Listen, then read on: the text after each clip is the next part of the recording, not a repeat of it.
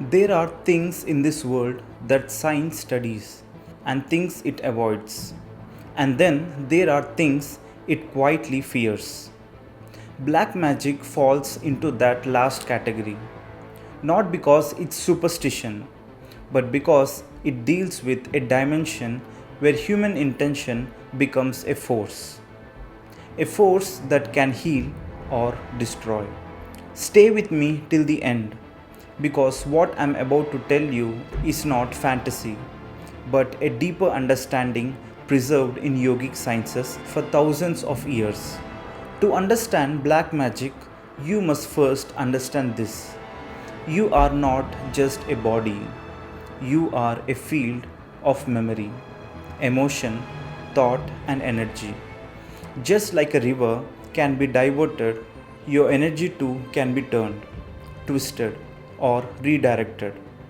In mystic musings, Sadhguru mentions that every human being is broadcasting something all the time, a certain frequency, a certain texture of energy. And like any broadcast, it can be interfered with. This is where the science begins. Black magic is not about dolls and needles. It is not about chanting something demonic under the moon. It is simply the misuse of the life force that powers every human being. If a yogi can use energy to heal, a corrupted mind can use the same energy to harm. Light and darkness come from the same electricity. The question is simply who is holding the switch and with what intention. Imagine two musical instruments in the same room. Strike one, the other vibrates. Your body works exactly like that.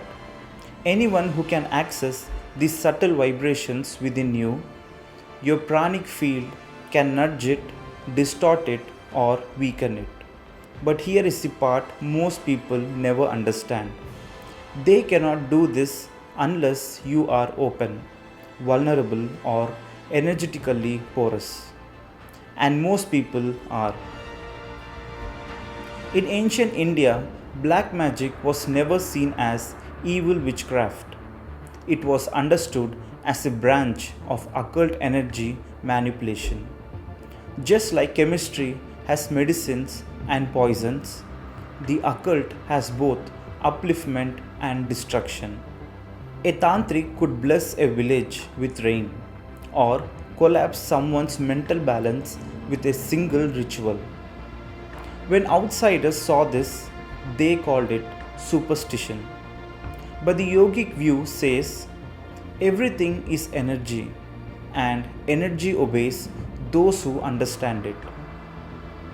The deeper truth is this: black magic is almost never done through visual theatrics. It is done through intention structured with geometry, sound, or substance. A diagram, a mantra, a piece of clothing, a drop of bodily fluid, a flicker of attention. These tiny things can become the address through which someone connects to your system. Not supernatural, simply energetic targeting. But here is the mystery. Why does it work on some and fail on others? The answer is brutally simple. Black magic works only on those who live in fear, confusion, emotionally instability, or chronic vulnerability. Your psychological state determines your energetic permeability. A stable person is like a locked fortress. A disturbed person is like an open window in the middle of a storm. Sadhguru once said something striking in mystic musings. If you are solid within yourself, nothing outside can enter you. This is not philosophy. That is physics of the subtle body. Your aura, your energy boundary, thickens when you are joyful, conscious, steady. It becomes thin when you are angry, depressed, jealous, or broken. This is why black magic often works on people who are already collapsing internally. Let me tell you a truth many won't like. Most cases people call black magic are actually their own psychological suffering given a supernatural name. But yes, a small percentage, a very small percentage, comes from deliberate interference. These are usually done by people trained for decades. People who understand mantra, geometry, and elemental forces at a frighteningly precise level. A rare skill, a dangerous one.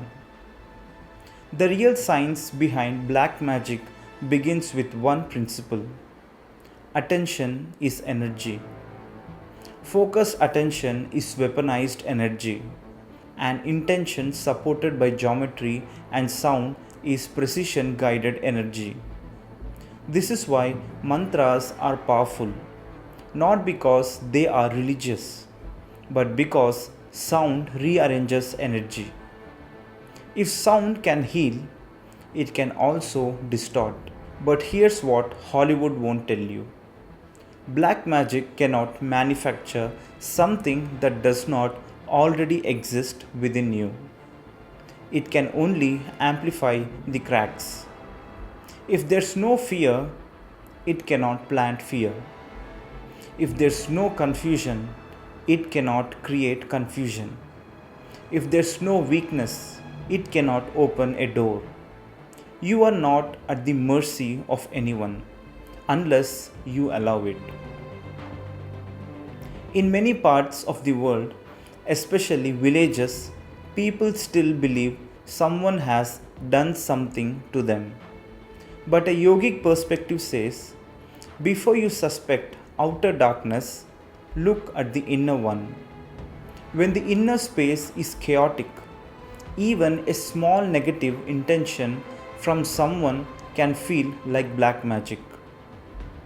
But when the inner space is clear, even a practiced occultist cannot touch you. So, is there a real science behind black magic? Yes, but it is not the science of ghosts and spells. It is the science of human energy. When misused, it becomes what people fearfully call black magic. When mastered with responsibility, it becomes yoga, grace. The technology is the same, only the intention changes. You are not powerless. You are not vulnerable by default. Your energy obeys you more than anyone else. And the day you take charge of your inner state, all external manipulations collapse like shadows before the sun. Even the strongest negative ritual cannot override a human being who is conscious, stable, joyful, and grounded. If there is one truth mystic musings repeatedly points toward, it is this: your life is your making, unless you hand it over to someone else. So strengthen your inner space. Keep your energies clean. Keep your emotions stable. And remember, darkness has power only when light forgets itself.